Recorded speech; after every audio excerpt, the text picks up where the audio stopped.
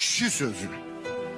Fərman Kərimzadənin Qarlı Aşırım romanında belə bir məqam var. Kərbəlayı İsmail gecəkən Araz çayını o taya keçməsəydi, sübh tezdən Şura hökuməti ona ailəlikcə aradan götürəcək.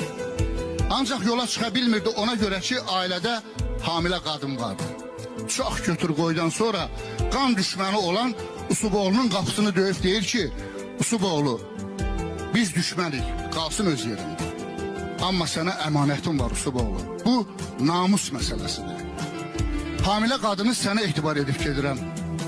Ara sakitləşsin, gəlib aparacaq. Dərin fikrə gedən Usuboğlu deyir ki, bir şərtlə əmanətini qəbul edirəm Kərbəlayı. Oğlumu özünlə girov apar. O qadının başından bir tük əskik olsa, oğlumun qanı sənə halaldır. Deyirəm ki, babalarımızın düşmənçiliyindən də kişilik yağır. Babalar vardı, aqil babalar. Hakkın